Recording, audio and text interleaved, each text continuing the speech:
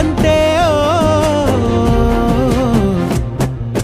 కథలెన్నో చెప్పారు, కవితల్ని రాశారు, కాలాలు దాటారు, యుద్ధాలు చేశారు, ప్రేమలో తప్పు లేదు, ప్రేమలో